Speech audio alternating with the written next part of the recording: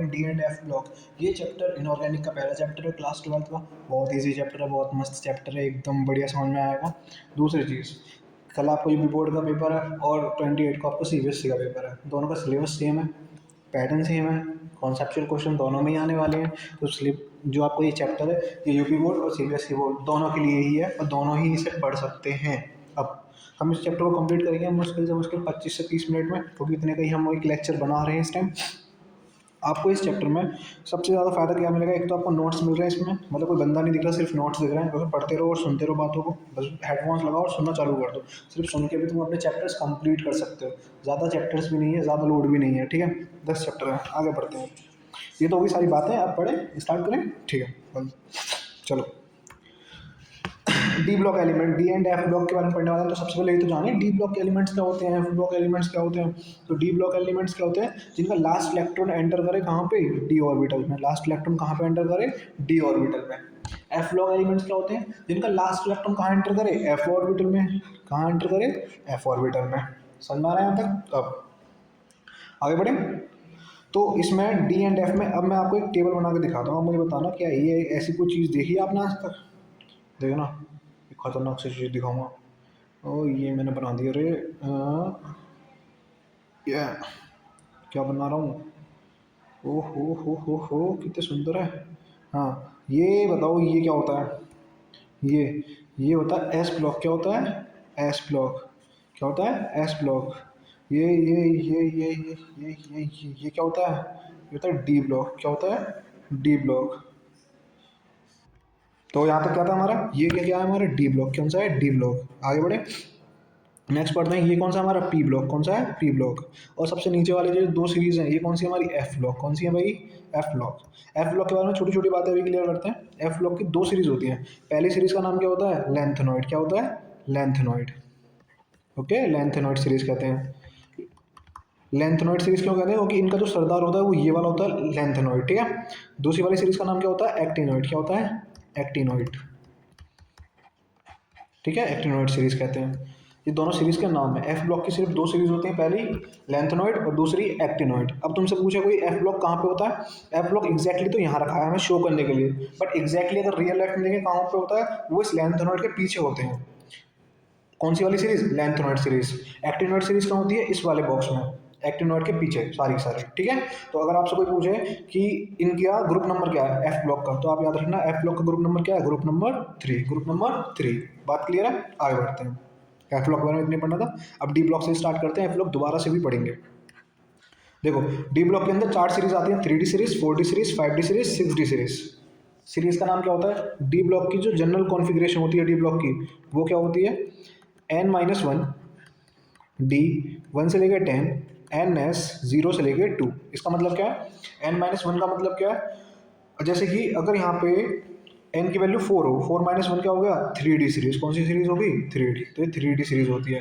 But यहाँ पे periodic number क्या होता है आपका, 4। पीरियडिक नंबर क्या होता है, n का मतलब है पीरियडिक नंबर।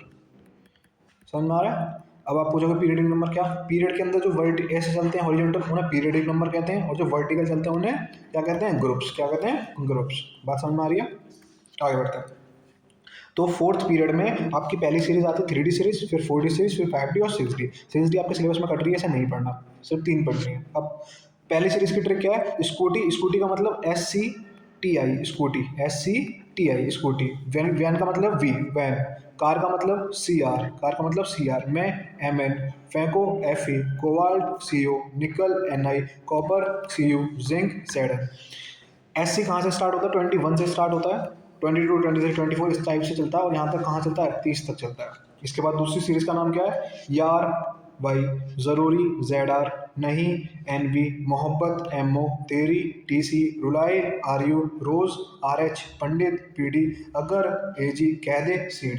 यार, ज़रूरी नहीं, मोहब्बत, तेरी, रुलाए, रोज़, पंडित, अगर, कह दे। ये सीरीज ऐसी कि याद एक बार में हो जाएंगे, बस पढ़ने की देर है। आगे बढ़े। अब 5D सीरीज क्या होती है, ला, हफ्ता, ला, हफ्ता, वरना, रोज, इधर, पीटूंगा और मारूंगा। क्या बोला मैंने, ला हफ्ता, वरना रोज इधर पीटूंगा और मारूंगा। अब आपको क्या करना है, यही सीरीज एक बार लिखनी है और उनके सिंबल्स लिख देने आगे, तो आपको याद हो जाएंगे। समझ में आ गया? आगे बढ़ते हैं। तो एफ ब्लॉक के ये एलिमेंट्स हैं, डी ब्लॉक के अंदर, सॉरी डी ब्लॉक के अंदर ये एलिमेंट्स हैं, सारे के सारे याद करने हैं। अब आपसे कोई पूछे एस सी का नंबर क्या होता है 21 और वाई का क्या होता है 39, 39 से फिर 30, 40, 41, 42, 43, 44, इस टाइप से चलता चला जाएगा। बात समझ में आ रही है? आगे बढ़ते हैं। इलेक्ट्रॉनिक कॉन्फ़िगरेशन, अब ध्यान देना जरा। इलेक्ट्रॉनिक कॉन्फ़िगरेशन आपको सबकी याद नहीं करनी, सबसे ऊपर वाली सीरीज़ की याद करनी है, तो मैं आपको उसके लिए ट्रिक बता देता हूँ, ज़्यादा आप लोड लेने क्यों। ये पहला है तो 3D1, ये दूसरा है 3D2, ये तीसरा है 3D3, और इस टाइप से चलता है। बस एक्सेप्शन कहाँ है, सी आर में। कहाँ पर है? सी आर में। क्या होता है ध्यान देना, इसको 3D4 की जगह 3D5 लिखते हैं और 4s1। मतलब क्या करा हमने, एक इलेक्ट्रॉन एस से हमने क्या ले लिया, उधार ले लिया। वो क्यों लिया, अब ध्यान दो जरा। डी ब्लॉक में कितने ऑर्बिट्स होते हैं, 5, 1 2 3 4 5, ठीक है। अब जरा डी ब्लॉक के अंदर इलेक्ट्रॉन रखना, 1 2 3 4, होना तो यही चाहिए था, 4 होने चाहिए थे, बट 5 क्यों गए? जब आप यहाँ देखोगे कि सबके पास एक है, बस ये तो रहेगा बेचारा। और अगर इसके पास भी एक हो जाए तो ये बहुत ज़्यादा स्टेबल हो जाएगा। क्या हो जाएगा? बहुत ज़्यादा स्टेबल। तो अपनी स्टेबिलिटी मेंटेन करने के लिए, अपनी स्टेबिलिटी को गेन करने के लिए ये क्या करता है, एस ब्लॉक से एक इलेक्ट्रॉन उधार ले लेता है। तो एस के पास 2 की जगह कितने हो जाते हैं, 1, और डी के पास कितने हो जाते हैं, 5। तो अगर आपसे कोई पूछे कि 3D, ये सी आर जो है एक्सेप्शन यहाँ है, इसकी कॉन्फ़िगरेशन क्या होती है, 3D5 4s1। क्यों होता है ऐसा? क्योंकि हाफ फिल्ड कॉन्फ़िगरेशन। क्यों होती है? Half filled configuration. Half field का कॉन्फ़िगरेशन का मतलब सबके अंदर क्या हो गया, एक एक इलेक्ट्रॉन रख दिया। Half field configuration. क्या यहाँ तक कोई दिक्कत है? मेरे ख्याल से इतना तो सबको समझ में आ रहा होगा, जो बिल्कुल बेसिक का होगा उसे भी। आगे बढ़ते हैं। देखो इसे रफ कर देता हूँ। अब सी आर का समझ में आ गया। मैं फेगो, सी आर की तरह ही सेम क्या है, एमओ का है। इसका भी क्या होता है, 45 6s1, 45 5s1, सॉरी। इसका क्या होता है, मैं लिख देता हूँ एक बार, आप यहाँ से देख लें प्लीज़। इसका क्या होता है, 4D5 5s1, ठीक है। यही होता है सिंपल। अब इसमें ही ये वाला जो एग्जांपल है, इसका भी एक्सेप्शन होगा। इसका 3D9 ना होगा, क्या होगा, 3D10 4s1। ऐसा क्यों? क्योंकि जब हम ये बॉक्स बनाएंगे तो फिर से ध्यान देना, इसमें भी 2 होंगे, इसमें भी 2, इसमें भी 2, और इसमें एक, पर इसमें भी 2 हो जाएंगे, क्योंकि 9 तभी तो होंगे, 5 तो ऐसे, और ये 6 7 8 9। अब एक इलेक्ट्रॉन हो जाएगा तो पूरा कंप्लीटली फील्ड हो जाएगा, स्टेबिलिटी हो जाएगी। तो इसीलिए वो एक इलेक्ट्रॉन क्या करता है, एस से उधार ले लेता है। अब कितने हो गए इसके पास, 10। समझ में आ गया? एक्सेप्शन कौन कौन से आपको याद हो गए, C R M O C U, C R M O C U. बात क्लियर है यहाँ तक? कोई दिक्कत?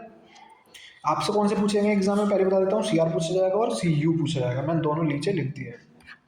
यही था इस पेज पे। एक हाफ फील्ड होता है, एक फुल फील्ड की वजह से कंप्लीटली का होता है, ये एक्सेप्शन केस बना देते हैं। इलेक्ट्रॉनिक कॉन्फ़िगरेशन आई होप समझ में आ गई होगी। आगे बढ़ते हैं। नेक्स्ट पेज है ट्रांजिशन मेटल। कौन सा है, ट्रांजिशन मेटल। तो याद रखें, डी ब्लॉक के अंदर जितने भी वैकेंट डी ऑर्बिटल हैं, अगर किसी के पास भी अनपेयर्ड इलेक्ट्रॉन या इनकम्प्लीटली वैकेंट ऑर्बिटल हैं, जैसे कि फॉर एग्जांपल एस सी की बात करें, तो एस सी के पास कितने इलेक्ट्रॉन है, एक 3D1, तो ये स्कूटी TI एक, कार, वैन, सारे के सबके पास क्या, एक एक। जब तक ये फुल फील्ड कंप्लीटली फिल्ड नहीं होंगे, जब तक ये कंप्लीटली फिल्ड नहीं होंगे, तब तक क्या रहता है, वो ट्रांजिशन मेटल। तो याद रखना कि ट्रांजिशन मेटल किसको कहते हैं, जिसके वैकेंट ऑर्बिटल्स हों, जिसके ऑर्बिटल्स खाली हों। ट्रांजिशन मेटल किसको कहते हैं, जिसके ऑर्बिटल्स खाली हों।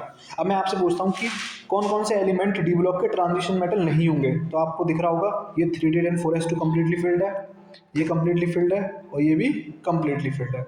तो ये क्या नहीं होंगे, ट्रांजिशन मेटल नहीं। क्या बोला था मैं, Zn Cd और Hg ये क्या होते हैं, फुल फील्ड होते हैं, ट्रांजिशन मेटल होते हैं, ठीक। वो ट्रांजिशन मेटल नहीं होते, क्यों? क्योंकि इनके ऑर्बिटल क्या होते हैं, फुल फील्ड। क्या होते हैं, फुल फील्ड, ठीक है। आगे बढ़ते हैं। अब ये तो हो गया ट्रांजिशन मेटल की बात। एक्सेप्शन का होते हैं Zn Cd और Hg, मैंने बता दिया आपको। नेक्स्ट टॉपिक पढ़ते हैं, मेटेलिक बॉन्ड। देखो सारे के सारे डी ऑर्बिटल्स के जितने डी ब्लॉक एलिमेंट जितने भी होते हैं, सबके सब मेटल्स होते हैं। तो सारे मेटल होंगे तो क्या बनाएंगे, वो मेटेलिक बॉन्डिंग। क्या बना देंगे, मेटेलिक बॉन्डिंग। तो इसमें तो कोई दिक्कत होनी चाहिए कि डी ब्लॉक एलिमेंट्स मेटल होते हैं तो मेटेलिक बॉन्डिंग बनाते हैं। पर दूसरी चीज़ क्या है, टॉप टू बॉटम, ऊपर से नीचे की तरफ जब आओगे तो मेटेलिक बॉन्डिंग क्या होती है, बढ़ती है। क्यों? क्योंकि मेटेलिक कैरेक्टर बढ़ रहा होता है। मेटेलिक कैरेक्टर बढ़ेगा तो मेटेलिक बॉन्डिंग की स्ट्रेंथ भी बढ़ जाएगी। बात समझ में आ गई। नेक्स्ट पढ़ते हैं, ऑक्सीडेशन स्टेट। जैसे कि मैं लिखूँ Sc+1 Cr+2, तो ये क्या है, इसकी ऑक्सीडेशन स्टेट। ये जितनी भी पावर में लिखी होती हैं, ये सभी की सभी क्या होती हैं, ऑक्सीडेशन स्टेट, ठीक है। अब यहाँ पे ऑक्सीडेशन स्टेट से रिलेटेड क्या पढ़ना है, पहले तो आप ये याद रखना कि D block elements variable oxidation state दिखाते हैं, +2 +3 +4 सब दिखाते हैं, ठीक है। क्यों? क्योंकि इनके पास ऑर्बिटल ही इतने ज़्यादा वैकेंट होते हैं, खाली पड़े रहते हैं। अब आपको आपको जो याद करना है एग्जाम के लिए वो क्या करना है, एस सी और जेड एन जिंक शो करते हैं only one oxidation state 3D series के अंदर। अगर आपसे पूछे कि 3D सीरीज के अंदर कौन ऐसा एलिमेंट है जो सबसे कम ऑक्सीडेशन स्टेट शो करता है, तो आप याद रखना एस सी और जिंक सिर्फ एक एक ऑक्सीडेशन स्टेट शो करते हैं। फिर आपसे पूछेगा कि कॉमन ऑक्सीडेशन स्टेट क्या है जो सब में मिलती है डी ब्लॉक के अंदर 3D सीरीज के अंदर, और 3D सीरीज के अंदर एक ऐसी कौन सी ऑक्सीडेशन स्टेट है जो सबको में मिलती है सारे एलिमेंट्स में। तो आप याद रखेंगे वो कौन सी है, +2। कौन सी है, +2, कि सात के सबके ऊपर +2 आ सकता है चार्ज। फिर आपसे पूछेगा हाईएस्ट ऑक्सीडेशन स्टेट क्या होती है 3D सीरीज में, तो आप याद रखना Mn की होती है, वो भी कितनी होती है, +7। कितनी होती है, +7। ठीक है, ये याद करने वाली चीज़ हम याद करा रहा हूँ। फिर पूछेगा वो आपसे हाईएस्ट ऑक्सीडेशन स्टेट 4D और 5D की कितनी है, तो आप याद रखना Ru और OS है ना। रुलाई रोज को रुलाई रोज की है, वो भी कितनी है, +8। कितनी है, +8। क्या यहाँ तक कोई दिक्कत है, ऑक्सीडेशन स्टेट क्लियर हो गया। बस यही 4-5 पॉइंट याद करने हैं, इनसे उठ के ही क्वेश्चन आता है हर बार, और कुछ नहीं आया इससे। पर ऑक्सीडेशन स्टेट क्या ये होती है, ये याद रखना, किसी के ऊपर का कोई चार्ज वो क्या होता है, ऑक्सीडेशन स्टेट। एटॉमिक रेडियस, अब आपको पता है ये मेरा एक एटम है, ये इस न्यूक्लियस है, यहाँ से यहाँ तक का जो डिस्टेंस है वही क्या होता है, एटॉमिक रेडियस। क्या होता है, एटॉमिक रेडियस। अब ये किसका ज़्यादा होता है, कहाँ इंक्रीज करता है, कहाँ डिक्रीज करता है, वो पढ़ना है हमें, ध्यान देना। एटॉमिक रेडियस एस सी से सी आर तक क्या रहता है, डिक्रीज करता है। स्कूटी वैन कार कार तक क्या करता है, डिक्रीज। क्या करता है, डिक्रीज। फिर मैं फेंको कोबाल्ट निकल, यहाँ तक क्या रहता है, कांस्टेंट, सेम रहता है। कोई आपसे पूछे कि एम एन और एफ ई में कौन बड़ा है, तो तुम कहो कोई बड़ा नहीं है, दोनों क्या है, इक्वल, कांस्टेंट है। ठीक है, एम एन मैं फेंको कोबाल्ट निकल तक क्या रहता है, कांस्टेंट। फिर कॉपर जिंक का क्या हो जाता है एक साथ, इंक्रीज। क्या होता है, इंक्रीज। तो आपसे कोई पूछे कि स्कूटी वैन कार में कौन बड़ा है, तो आप बोलोगे स्कूटी बड़ी है, क्योंकि बाकी का सारा फिर छोटा छोटा छोटा होता चला जाता है। फिर आपसे पूछेगा एम एन वो मैं फेंको कोबाल्ट निकल के, सब सेम रहते हैं एटॉमिक रेडियस, हाँ सबका एटॉमिक रेडियस सेम रहता है, कांस्टेंट है। फिर कॉपर जिंक का क्या होता है, इंक्रीज। कॉपर जिंक का क्या होता है, इंक्रीज। सेम ट्रेंड ही नीचे वाला फॉलो करता है, यहाँ से यहाँ तक का क्या होता है, यहाँ से यहाँ तक का डिक्रीज, फिर कांस्टेंट, फिर वो बढ़ता है। सेम ही फॉलो करेगा नीचे वाला। बस आपको याद रखना है कि अगर टॉप टू डाउन जाएंगे, क्या करेंगे, टॉप टू डाउन जाएंगे तो एटॉमिक रेडियस बढ़ता है। जैसे कि वी से और एन बी में कौन का बड़ा होगा, एन बी का बड़ा होगा। बट यहाँ पे क्या होता है, वाई और ला में भी कौन बड़ा होगा, ला बड़ा होगा। बट यहाँ से क्या होता है, कौन सेम हो जाता है, क्या हो जाता है, सेम। यहाँ से 4D और 5D सीरीज क्या हो जाती है, सेम एटॉमिक रेडियस के मामले में। क्यों, due to lanthanoid contraction. Due to lanthanoid contraction. Lanthanoid का मतलब आपको पता है ना कि ला के बाद क्या आता है, यहाँ पे लेंथनॉइड आते हैं। लेंथनॉइड सीरीज मैंने पढ़ाई थी आपको, लेंथनॉइड सीरीज आती है। ठीक है, तो वो बहुत सारे एलिमेंट होते हैं, उन्हीं की वजह से यहाँ पे साइज में क्या आता है, दिक्कत आती है, जिसकी वजह से 4D सीरीज का साइज और 5D सीरीज का साइज दोनों का क्या हो जाता है, सेम, इक्वल हो जाता है। बस आपको कुछ नहीं करना, आपसे पूछा जाएगा कि वाई 4D का साइज 5D के क्यों इक्वल आ रहा है, तो आप बोलोगे due to lanthanoid contraction. Due to lanthanoid contraction लिख दूं, लिख रखा है लेंथनॉइड कॉन्ट्रैक्शन। ऐसे तो पूरे नोट्स मिलेंगे तुम्हें। आगे बढ़े। अब आयोनाइजेशन एनर्जी क्या होती है, मिनिमम एनर्जी जो चाहिए किसी इलेक्ट्रॉन को निकालने के लिए, है ना, वो क्या होती है हमारी, किसी भी आइटम से इलेक्ट्रॉन निकालना है तो जो मिनिमम एनर्जी चाहिए वो क्या होती है, आयोनाइजेशन एनर्जी। अब आपसे पूछेगा कि 3D सीरीज में किसकी ज़्यादा कम होती है और किसकी ज़्यादा होती है, तो आप याद रखोगे एस सी की सबसे कम होती है और जिंक की सबसे ज़्यादा होती है, क्योंकि जिंक स्टेबल होता है, उसमें से इलेक्ट्रॉन निकालना बहुत मुश्किल होता है। एस सी से निकाल सकते हैं आसानी से, छोटा साइज होता है, निकल जाता है। नेक्स्ट क्या है, जिंक, कैडमियम और mercury have very high energy enthalpy. इनकी क्या होती है, सबसे ज्यादा होती है, क्योंकि आपको पता है जिंक, कैडमियम और मरकरी सबसे लास्ट में रखे रहते हैं और पूरे के पूरे फुलफिल्ड होते हैं, स्टेबल होते हैं, तो इनमें से इलेक्ट्रॉन निकालना वैसे ही मुश्किल है भाई, जो फुलफिल्ड है। यहाँ तो कोई दिक्कत नहीं है ना। आगे बढ़ते हैं, कैटालाइटिक प्रॉपर्टीज। कैटालाइटिक प्रॉपर्टीज क्या होती हैं, डी ब्लॉक एलिमेंट्स याद रखना बहुत ज्यादा कैटालाइटिक बिहेवियर दिखाते हैं। कैटालाइटिक का बिहेवियर मतलब ऐसे एलिमेंट्स हैं सारे के सारे जो किसकी तरह यूज कर सकते हैं, किसी भी रिएक्शन में कैटलिस्ट की तरह, किसकी तरह यूज कर सकते हैं, कैटलिस्ट। अब जिसको कैटलिस्ट नहीं पता क्या होता है पहले वो बताना पड़ेगा। कैटलिस्ट एक ऐसा सब्सटेंस होता है जो किसी रिएक्शन में डले तो उस रिएक्शन की स्पीड को क्या कर देता है, फास्ट। बात क्लियर है। अब क्यों ऐसा करते हैं, क्यों कैटलिस्ट की तरह यूज होते हैं डी ब्लॉक के एलिमेंट, तो याद रखना क्योंकि उनके अंदर वैकेंट डी ऑर्बिटल होता है, खाली का ऑर्बिटल रखे रहते हैं डी ब्लॉक के, क्योंकि उनका जो सरफेस एरिया बहुत बड़ा होता है, क्योंकि उनके अंदर वो वेरिएबल ऑक्सीडेशन स्टेट दिखा सकते हैं, कोई भी चार्ज दिखा सकते हैं, +2 +3 +4 +5, और वो उनके पास एबिलिटी होती है टू फॉर्म करने की कॉम्प्लेक्स। कॉम्प्लेक्स का मतलब जो कोऑर्डिनेशन कंपाउंड है, कोऑर्डिनेशन कंपाउंड कौन फॉर्म करता है, डी ब्लॉक ही करता है। आप अभी पढ़ने वाले हो कोऑर्डिनेशन कंपाउंड, जस्ट इसके बाद ही चैप्टर है। ठीक है, आगे बढ़ते हैं।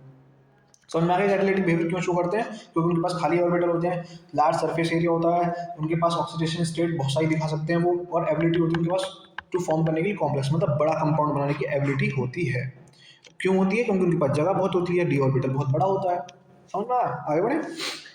अब फिजिकल प्रॉपर्टीज की बात करते हैं। तो फिजिकल प्रॉपर्टीज में डी ब्लॉक एलिमेंट शो करते हैं मेटेलिक प्रॉपर्टीज। क्या करते हैं? Metallic properties. मतलब मेलिएबल हो सकते हैं। मेलिएबल का मतलब मार मार के बिल्कुल पतला कर दो, फ्लैट। सोनरस हो सकते हैं। सोनरस का मतलब बजाओ तो आवाज आएगी मेटल में, ठीक है। डक्टाइल हो सकता है, मतलब कितना भी खींच लो बिल्कुल पतला वायर बना सकते हो। लस्टर होते हैं, मतलब कि चमकते हैं भाई, चमकते हैं, चमकीला होता है, चमकीला। अब बढ़ते हैं आगे। Melting point and boiling point. D block element देखो मेटल की तरह काम करते हैं, तो इनका हाई मेल्टिंग पॉइंट होता है और हाई बॉइलिंग पॉइंट होता है। मेटलिक, क्योंकि मेटेलिक बॉन्डिंग बनाते हैं, मेटल की तरह काम करते हैं। अब एक बात तो याद रखना, जिसके अंदर अनपेड इलेक्ट्रॉन ज्यादा होंगे वो मेटेलिक बॉन्डिंग भी ज्यादा बनाएगा, मतलब स्ट्रॉन्ग बनाएगा, जिसकी वजह से मेल्टिंग पॉइंट और बॉइलिंग पॉइंट भी क्या होगा? ज्यादा। तो याद रखना, जितने ज्यादा नंबर ऑफ अनपेड इलेक्ट्रॉन उतनी ही ज्यादा अच्छी मेटेलिक बॉन्डिंग, वो सॉरी हाँ उतनी ही अच्छी मेटेलिक बॉन्डिंग और उतना ही अच्छा बॉइलिंग पॉइंट चाहिए और उतना ही अच्छा मेल्टिंग पॉइंट चाहिए। क्या यहाँ तक कोई दिक्कत? आई होप यहाँ तक तो कोई दिक्कत होनी नहीं चाहिए। आगे बढ़ते हैं। अब ये हीट ऑफ एटमाइजेशन लिखा नहीं है भाई, यहाँ पे थोड़ा दिख नहीं रहा, फोटो गलत आ गया। हीट ऑफ एटमाइजेशन, ठीक है। ये क्या होता है? ये energy required to break a 1 mole of compound let metal lattice. मैं बता देता हूँ, जैसे कोई कंपाउंड इस टाइप से बना हुआ है, ठीक है। तो ये क्या है? एक लैटिस है। क्या है? लैटिस। अब ये 1 मोल ले लो, कितना ले लो? 1 मोल। इसको तोड़ने के लिए, इसको तोड़ने के लिए जितनी एनर्जी चाहिए, 1 मोल इस लैटिस को तोड़ने के लिए जितनी एनर्जी चाहिए, उसे क्या कहते हैं? Heat of atomization. Heat of atomization कि 1 मोल, इसको नाप के 1 मोल लो, उसको तोड़ने के लिए जितनी मिनिमम एनर्जी चाहिए उसे क्या बोलते हैं? Heat of atomization. अब यहाँ भी वही सेम बात है कि अनपेड इलेक्ट्रॉन ज़्यादा होंगे तो मेटलिक बॉन्डिंग स्ट्रॉन्ग होगी, जिसकी वजह से हीट ऑफ एटमॉस्फेयर, हीट भी ज़्यादा चाहिए भाई। जब ज़्यादा अच्छे से ज्वाइंट होंगे एक दूसरे से तो ज़्यादा हीट चाहिए ही चाहिए। बात समझ में आ गई? अब आपसे पूछेगा अप टू डाउन, तो याद रखना अप टू डाउन में 5D सीरीज को तोड़ने के लिए सबसे ज़्यादा हीट चाहिए, 4D को थोड़ी कम चाहिए और 3D को बहुत कम चाहिए। समझ में आ गया? तो याद रखना 3D सीरीज को सबसे कम हीट ऑफ एटमाइजेशन, 4D की थोड़ी बढ़ जाती है, 5D की और ज़्यादा बढ़ जाती है। तो अप टू डाउन क्या कर रहा है? वो अपनी वैल्यू को इंक्रीज कर रहा है। अब आपसे पूछेगा 3D सीरीज में किसकी सबसे ज्यादा होती है हीट ऑफ एटमाइजेशन? पूछ सकता है ना भाई, कुछ भी आ सकता है। तो याद रखना वेनेडियम की, किसकी? वेनेडियम की हाईएस्ट होती है, वेनेडियम की हाईएस्ट होती है, ठीक है। अब M N and zinc, manganese, M N and zinc, मै और जिंक क्या होते हैं? लोएस्ट इंथैल्पी होती है एटमाइजेशन की। देखो हाईएस्ट तो तुमने पढ़ ली, वेनेडियम की होती है 3D सीरीज में। अब लोएस्ट किसकी होती है? एमएन की और जिंक की, एमएन की और जिंक की, क्योंकि इनके अंदर क्या होता है? वीक मेटेलिक बॉन्डिंग होती है। क्या होती है? Weak metallic bonding. भैया जिंक की क्यों वीक मेटेलिक बॉन्डिंग होती है? क्योंकि भाई जिंक क्या है? स्टेबल है, उसमें सारे के सारे पेड इलेक्ट्रॉन बना रखे हैं। मेटल वो होते हैं जो अपने इलेक्ट्रॉन्स को डोनेट करें, ये अपने इलेक्ट्रॉन देता ही नहीं है, तो इसलिए क्या होता है? वीक मेटेलिक बॉन्डिंग होती है। समझ में आ गई? आगे बढ़े।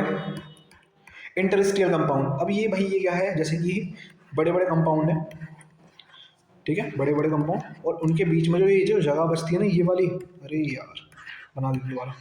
ये जो बड़े बड़े कंपाउंड है ना, इनके बीच में ये जो जगह बच रही है, ये वाली, ये वाली, ये वाली, इनके अंदर क्या छोटे छोटे इलेक्ट्रॉन लग जाते हैं, जैसे हाइड्रोजन लग गया, नाइट्रोजन लग गया, कार्बन लग गया। तो ये क्या करते हैं? उस जगह को भी भर देते हैं। अब जब देखो मुझे बताओ, ये तो पहले से स्ट्रॉन्ग है, इनकी बॉन्डिंग हो रही है, अब ये जगह भी भर गई तो एकदम ये क्या हो गए? एकदम हार्ड हो गए, तो मजबूत हो गए और ज़्यादा। समझ में आया? तो इंटरस्टियल कंपाउंड्स क्या होते हैं? जिनकी जो उनकी स्मॉल एटम्स अगर ट्रैप्ड हो जाए, मतलब फंस जाएं किसी लैटिस के अंदर, क्रिस्टल के अंदर, ठीक है, तो उसी को हम क्या कहते हैं? उन कंपाउंड्स को क्या कहते हैं? इंटरस्टियल कंपाउंड्स, ठीक है, जिनके अंदर स्मॉल एटम्स क्या हो जाए? फंस जाए। आगे बढ़ते हैं। अब इन पर क्या इफेक्ट पड़ता है इसकी वजह से? इनका मेल्टिंग पॉइंट और बॉइलिंग पॉइंट क्या हो जाता है? बढ़ जाता है, क्योंकि स्ट्रॉन्ग बन जाते हैं। ये they are very hard. Hard का मतलब समझ ही रहे हो, क्योंकि पूरे एकदम मान लो सीमेंट सी कर दी तुमने यार, प्लस्तर सा मार दिया। फिर आगे बढ़ते हैं, sorry, they retain metallic conductivity. देखो अगर यहाँ से यहाँ तक कोई भी स्पेस नहीं होगा तो यहाँ पे इलेक्ट्रिसिटी भी क्या होगी? अच्छे खासी कंडक्टिविटी होगी, फ्लो करेगी, है ना, इलेक्ट्रॉन अच्छे खासे फ्लो करेंगे। They are chemically inert. अब जब देखो यहाँ पे कोई जगह ही नहीं बची है इलेक्ट्रॉन के मूवमेंट के लिए, तो क्या केमिकली इनर्ट कुछ कर पाएंगे? रिएक्शन कर पाएंगे? नहीं। जब कोई जगह ही नहीं है, कुछ मतलब अनपेड या वैकेंट चीज़ ही नहीं रखी है वहाँ पे, कोई खाली जगह ही नहीं, तो कहाँ से रिएक्टिविटी करेगी? तो केमिकली क्या होते हैं? वो इनर्ट, केमिकल रिएक्शन नहीं करते। अब ऑक्साइड्स के बारे में पढ़ते हैं। देखो ऑक्साइड्स के बारे में बहुत चीज़ें पता नहीं क्या क्या पढ़ाते रहते हैं। मैं आपको बता दूं तो डी ब्लॉक के अंदर 3 तरह की ऑक्साइड होती है। एक होती है बेसिक ऑक्साइड जो बेसिक बिहेवियर शो करती है, एक होती है एम्फोटेरिक, और अगली कौन सी होती है? एसिडिक, ठीक है। अब ध्यान देना, Cu2O, इसका ऑक्सीडेशन नंबर निकालते हैं, जिसका निकालना होता है उसको एक्स मानते हैं। क्या मानते हैं? एक्स। तो Cu क्या मानेंगे? एक्स। Cu कितने? 2, तो 2x। ऑक्सीजन का ऑक्सीडेशन नंबर कितना होता है? -2। Is equal to 0। तो x कितना आ गया 2/2, तो x कितना आ गया 1। तो इस तरीके से आप ऑक्सीडेशन नंबर निकालोगे। फिर याद रखना अगर ऑक्सीडेशन नंबर +1 आता है, +2 आता है या +3 आता है तो वो क्या होगा बेसिक ऑक्साइड। और इसका निकाल के दिखाऊं, Ti का मानो x, ऑक्सीजन का 2 होता है तो 2 के लिए क्या होगा -4 इक्वल टू 0, तो x कितना हो गया 4। अगर +4 आए ऑक्सीडेशन नंबर तो क्या होगा वो एम्फोटेरिक। एम्फोटेरिक क्या, ऐसी ऑक्साइड्स जो एसिडिक और बेसिक दोनों का बिहेवियर शो करे तो वो एम्फोटेरिक। ऑक्साइड नंबर अगर +5 +6 या +7 होगा तो वो क्या होगा एसिडिक ऑक्साइड। कौन सी होंगी एसिडिक, ठीक है। इसके निकाल के देखो Cr का क्या होगा x, ऑक्सीजन का 2 होता है तो 3 के लिए -6 इक्वल टू 0, तो x क्या होगा +6। +6 शो कर रही है तो कौन सी होगी एसिडिक। तो याद रखना +1 +2 +3 बेसिक, +4 एम्फोटेरिक, +5 +6 +7 एसिडिक। भाई इससे बाहर कोई पेपर कुछ नहीं आएगा, ये सबसे लास्ट है, एकदम बढ़िया तरीके से करके जाओ। मैग्नेटिक प्रॉपर्टीज, आपने फिजिक्स में पढ़ा कि मैग्नेटिक 2 तरीके की होती है, पैरामैग्नेटिक और डाईमैग्नेटिक। अब जिसने ज्यादा फिजिक्स पढ़ी है वो याद रखिए, फेरोमैग्नेटिक केमिस्ट्री में नहीं होती। अब देखो पैरामैग्नेटिक क्या होते हैं जिनके अंदर अनपेयर्ड इलेक्ट्रॉन होते हैं, और डाईमैग्नेटिक क्या होते हैं जिनके अंदर सभी पेयर्ड इलेक्ट्रॉन होते हैं। अब अगर मैग्नेटिक मूवमेंट निकालना है तो मैं क्या निकालना है मैग्नेटिक मूवमेंट। सो उसका फॉर्मूला होता है √n+2, और ये n क्या होता है number of unpaired electron, number of unpaired electron, ठीक है, नंबर ऑफ अनपेयर्ड इलेक्ट्रॉन। निकाल के देखो निकालना है तो देखो स्कूटी वैन कार, CR का निकाल लेते हैं, स्कूटी वैन कार। ध्यान देना कार की इलेक्ट्रॉनिक कॉन्फ़िगरेशन क्या होती है 3d3 4s2। तो मुझे बताओ इसमें डी ब्लॉक में कितने अनपेयर्ड इलेक्ट्रॉन है 3, तो 1 2 3, तो n की वैल्यू क्या होगी 3, पुट कर दो √3 + 2, तो कितना हो गया 3 2 5 और 5 × 3 वो तो 15। अब मुझे बताओ 15 किससे छोटा आ रहा है 16 से। 16 किसका स्क्वायर रूट होता है 4 का, तो 15 का आंसर क्या होगा 3.9, 4 से थोड़ा ही तो कम होगा, तो क्या हो जाएगा 3.9। तो इसका आंसर कितना हो गया 3.9। तो ये मैंने तुम्हें ब्रैकेट खोलना सिखा दिया, वो सॉरी स्क्वायर रूट खोलना सिखा दिया। समझ में आया, यहाँ तो कोई दिक्कत। मैग्नेटिक प्रॉपर्टी में समझ में आया, अनपेयर्ड इलेक्ट्रॉन तो पैरामैग्नेटिक, पेयर्ड तो डाईमैग्नेटिक। फॉर्मूला होता है जो मैग्नेटिक मूवमेंट निकालता है वो फॉर्मूले का क्या है √n+2। भाई वो यहाँ तक तो कोई दिक्कत होनी चाहिए। हाँ मैं थोड़ी फास्ट पढ़ा रहा हूँ क्योंकि मुझे आधे घंटे में ही चैप्टर कंप्लीट करना हो, मैं पूरा पढ़ा रहा हूँ। औरों की तरह नहीं है कि कोई ना कोई एक टॉपिक छोड़ दिया कि इंपॉर्टेंट नहीं है ये नहीं होने, तो पूरा ही पढ़ा रहा हूँ, थोड़ा तो करना पड़ेगा भाई। अब हम थोड़ी केमिकल प्रॉपर्टीज पढ़ेंगे, तो यहाँ से पढ़ेंगे पोटेशियम डाइक्रोमेट कैसे बनाते हैं। तो याद रखना पोटेशियम डाइक्रोमेट का फॉर्मूला क्या होता है K2Cr2O7, ये बनाना है हमें, ठीक है। तो इसके लिए पहले लेंगे हम FeCr2O4, क्या लेंगे FeCr2O4, उसको रिएक्ट कराएंगे सोडियम कार्बोनेट से Na2CO3 से, Na2CO3 से, और फिर उसका क्या करेंगे ऑक्सीडेशन O2 की हेल्प से। तो जब ऑक्सीडेशन और इसको सोडियम कार्बोनेट से रिएक्ट करा देते हैं तो हमें मिलता है सोडियम क्रोमेट। क्या मिलता है सोडियम क्रोमेट, जिसका फॉर्मूला क्या होता है Na2CrO4, Na2CrO4। ये तो हमारा पहला स्टेप है।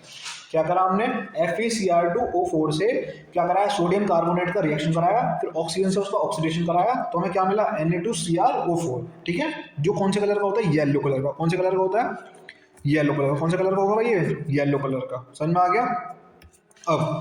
अब इसी को सोडियम क्रोमेट को Na2CrO4 को अगर हम सल्फ्यूरिक एसिड में डाल दें, सल्फ्यूरिक एसिड में डाल दें, है ना, तो क्या बनाएगा H2SO4 में डाल दें तो वो क्या बना के देगा Na2Cr2O7, Na2Cr2O7, जो किस कलर का होता है ऑरेंज कलर का, जो किस कलर का होता है ऑरेंज कलर का। और हमें बनाना क्या था K2Cr2O7।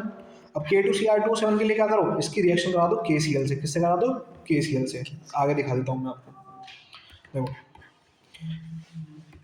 Na2Cr2O7 की रिएक्शन कराई KCl से, तो K किसकी जगह ले लेगा Na की, तो क्या बन गया K2Cr2O7। ये भी कौन से कलर का होता है ऑरेंज कलर का, कौन से कलर का होता है ऑरेंज कलर का। अब इसके बारे में दो चीज़ें बताता हूँ।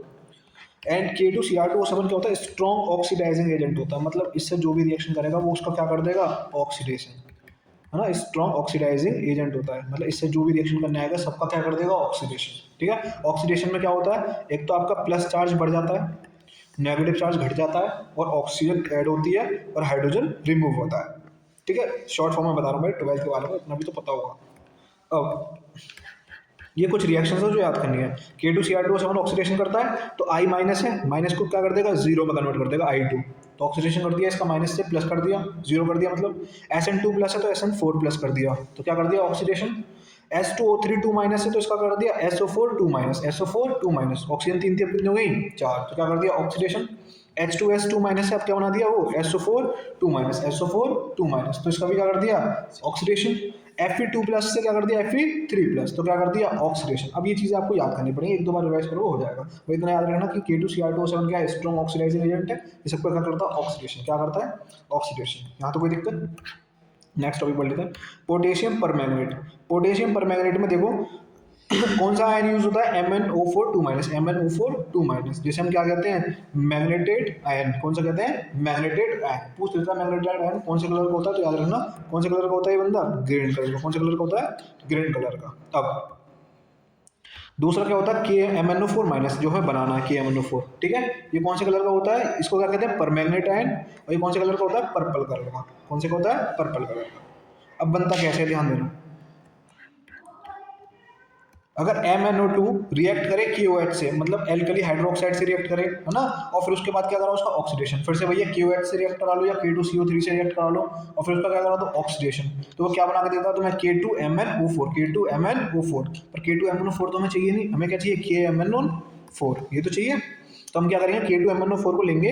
अब याद करना K2MnO4 को अगर तुम एसिडिक मीडियम या न्यूट्रल मीडियम में डाल दो, या तो एसिडिक मीडियम में डाल दो या न्यूट्रल मीडियम में डाल दो, तो वो तुम्हें क्या दे देता है KMnO4, क्या दे देता है KMnO4, जो हमें चाहिए था। अब ये देख रहे हो भैया ये तो MnO4- है भाई, इसका मतलब ये तो है KMnO4 माइनस को हटा के क्या कर दिया कार्बन प्लस K+ लगा दिया। तो बात तो वही है ना, KMnO4 लिख लो या MnO4- लिख लो, दोनों का मतलब एक ही है। समझ में आ गया यहाँ तक। आगे बढ़ते हैं। अब ये तो डायरेक्ट हमने यहाँ पर पहले ही बनाया। अब इसके बाद अगर यहाँ से हमें एसिडिक में और न्यूट्रल में नहीं डालना, तो इसका एक और होता है रिएक्शन को, क्या होती है K2MnO4 को क्या करो इलेक्ट्रोलाइसिस करा दो, उसका क्या करा दो इलेक्ट्रोलाइसिस, ठीक है। तो वो क्या कर देगा MnO4-, ये भी क्या होता है KMnO4, ठीक है। ये क्या होता है हमारा कमर्शियल मेथड, क्या होता है कमर्शियल मेथड, ठीक है। कमर्शियल मेथड तो समझ ही रहे होगे, जो बिजनेस वगैरह में यूज होता है, ठीक है। इलेक्ट्रोलाइसिस करा सकते हैं, इलेक्ट्रोलाइसिस नहीं कराएंगे तो डायरेक्ट एसिडिक या न्यूट्रल मीडियम में डाल दो, तो भी तुम्हें क्या दे देगा वो KMnO4, ठीक है। अब ये डाउट मत लेना कि MnO4- लिखे या KMnO4 कुछ भी लिख दो, दोनों चल जाएंगे, ठीक है। आगे बढ़ते हैं।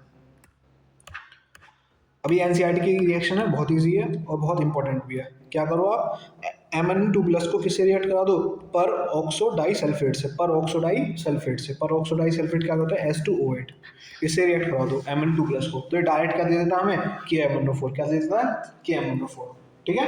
अब KMnO4 की बात बहुत देर से ले, KMnO4 होता कैसा है दिखता कैसा है, तो वो इस टाइप का दिखता है Mn डबल बॉन्ड एक सिंगल बॉन्ड माइनस एक सिंगल बॉन्ड माइनस, ये होता है MnO4 2-, ठीक है। जो कौन सी शेप में होता है टेट्राहेड्रल में, कौन सी में होता है टेट्राहेड्रल, दिख रहा था मैं टेट्राहेड्रल में, कौन सी शेप में टेट्राहेड्रल।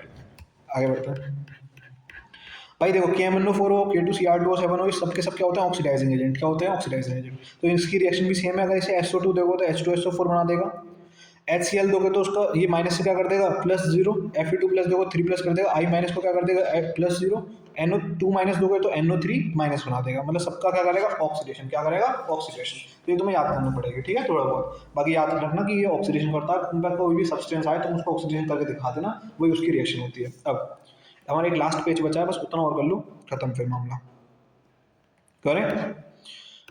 अब आ गए हम F ब्लॉक पे, D ब्लॉक हमारा इतना ही था, कंप्लीट हो गया। अब एक लास्ट पेज है F ब्लॉक का, वो पढ़ लो प्लीज। आओ F ब्लॉक के अंदर पहले सबसे पहले हम ट्रिक पढ़ेंगे।